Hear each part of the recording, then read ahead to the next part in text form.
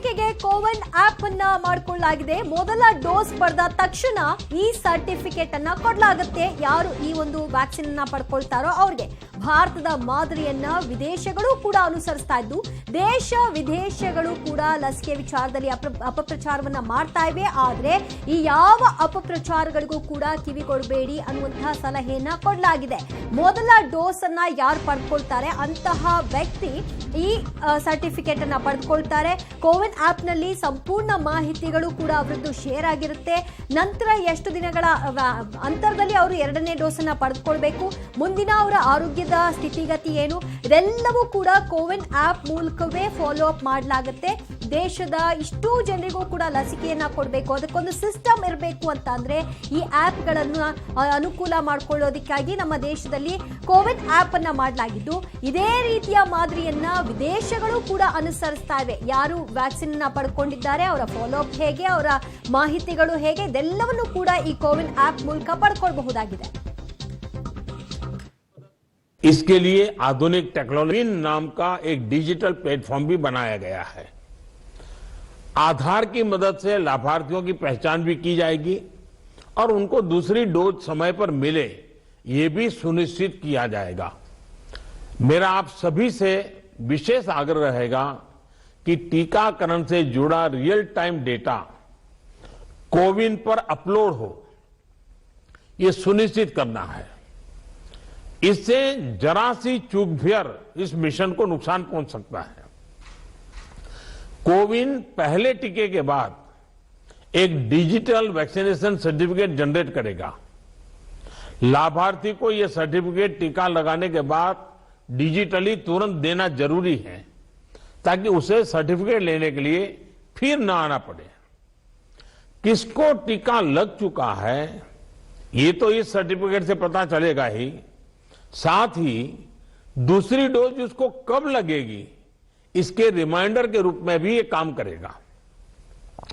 दूसरी डोज के बाद फाइनल सर्टिफिकेट दिया जाएगा.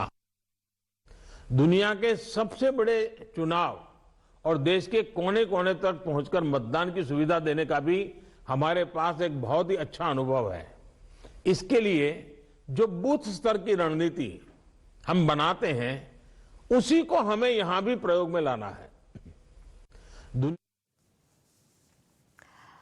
ಓಕೆ, ಕೋವಿನ್ ಆಪ್ನ ಮೂಲಕವಾಗಿ ಕಡ್ಡಾಯವಾಗಿ ನಮೂದನ್ನ ಮಾಡ್ಕೊಳ್ಬೇಕಾಗತ್ತೆ. ಲಸಿಕೆಯನ್ನ ಪಡೆದಂತಹ ವ್ಯಕ್ತಿ ಲಸಿಕೆ ಪಡೆದದ್ದಕ್ಕಾಗಿ ಆ ವ್ಯಕ್ತಿಗೆ ಸರ್ಟಿಫಿಕೇಟ್ ಅನ್ನ ಸಹ ಕೊಡಲಾಗುತ್ತೆ. ಅವರ ಮೇಲೆ ನಿಗಾ ಸಹ ಇಡಲಾಗೋದಕ್ಕೆ ಇದು ಸುಲಭವಾಗಿ ಆಪ್ ಅನ್ನ ಬಳಕೆ ಮಾಡಿಕೊಳ್ಳಬಹುದು.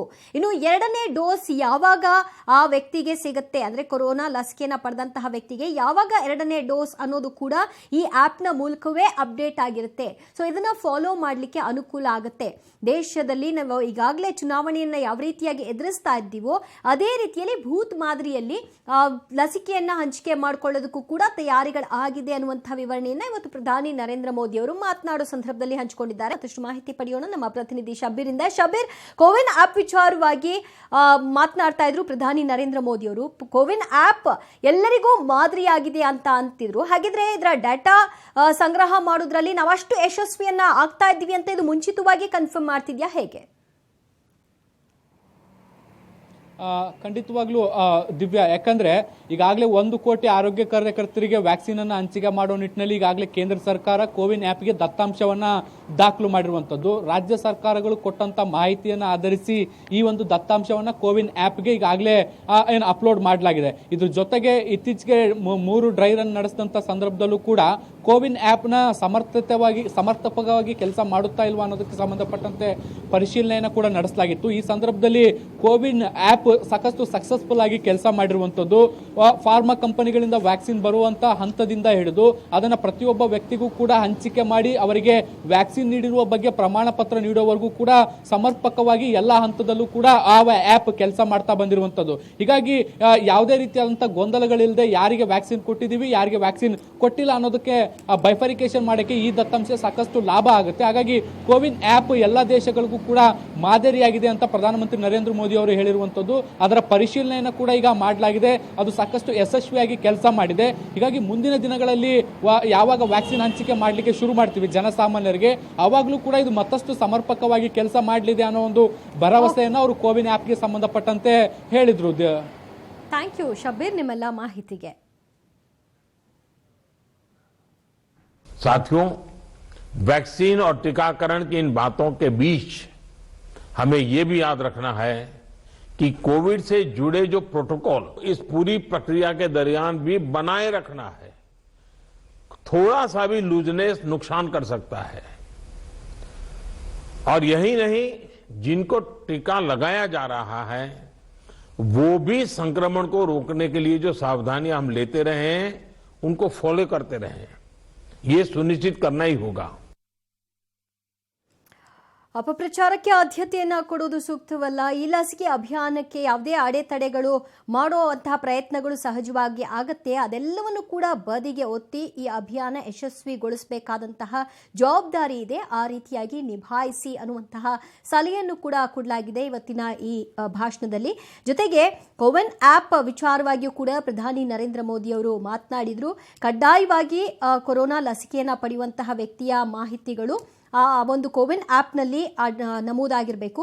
ಲಸಿಕೆ ಪಡೆಯುವಂತಹ ವ್ಯಕ್ತಿ ಯಾರು, ಆ ವ್ಯಕ್ತಿಗೆ ಸರ್ಟಿಫಿಕೇಟ್ ಅನ್ನ ಕೊಡಲಾಗುತ್ತೆ ಮತ್ತು ಅವರ ಮೇಲೆ ನಿಗಾ ಇಡಲಾಗುತ್ತೆ. ಅಂದರೆ ಲಸಿಕೆಯನ್ನು ಪಡೆದ ನಂತರದಲ್ಲಿ 2ನೇ ಡೋಸ್ನ ಪಡೆಯೋ ಮುನ್ನ ಅವರ ಆರೋಗ್ಯದ ಮೇಲೆ ಯಾವ ರೀತಿಯಾದಂತಹ ಕಂಡೀಷನ್ ಇದೆ ಅದರ ಬಗ್ಗೆ ನಿಗಾ ವಹಿಸಲಿಕ್ಕೂ ಕೂಡ ಈ ಆ್ಯಪ್ ಅನುಕೂಲಕರವಾಗಿದೆ. ಮತ್ತು 2ನೇ ಡೋಸ್ನ ಯಾವಾಗ ತೆಗೆದುಕೊಳ್ಬೇಕು ಅನ್ನುವಂತಹ ಮಾಹಿತಿಯನ್ನು ಕೂಡ ಆ ಆ್ಯಪ್ನ ಮೂಲಕ ಪಡೆದುಕೊಳ್ಳಬಹುದಾಗಿದೆ. साथियों, आप सभी राज्यों के साथ सलाह मशवरा करके ही ये तय किया गया है कि टीकाकरण अभियान की शुरुआत में किसे प्राथमिकता दी जाएगी. हमारी कोशिश सबसे पहले उन लोगों तक कोरोना वैक्सीन पहुंचाने की है जो देशवासियों की स्वास्थ्य सुरक्षा में जुटे हुए हैं, जो हमारे हेल्थ वर्कर्स हैं, सरकारी हो या प्राइवेट. पहले उनको टीका लगाया जाएगा. हमारे जो सफाई कर्मचारी हैं, दूसरे फ्रंटलाइन वर्कर्स हैं, सैन्य बल है, पुलिस और केंद्रीय बल है, होमगार्ड है, डिजास्टर मैनेजमेंट वॉलंटियर समेत तमाम सिविल डिफेंस के जवान हैं, कंटेनमेंट और सर्वेलेंस से जुड़े रेवेन्यू कर्मचारी हैं, ऐसे साथियों को भी पहले चरणों में टीका लगाया जा रहा है. देश के अलग अलग राज्यों के हेल्थ वर्कर्स, फ्रंटलाइन वर्कर्स की संख्या देखें तो एक करीब 3 करोड़ होती है. ये तय किया गया है कि पहले चरण में इन 3 करोड़ लोगों को वैक्सीन देने के लिए जो खर्च होगा वो राज्य सरकारों को वहन नहीं करना है. भारत सरकार इसको वहन करेगी.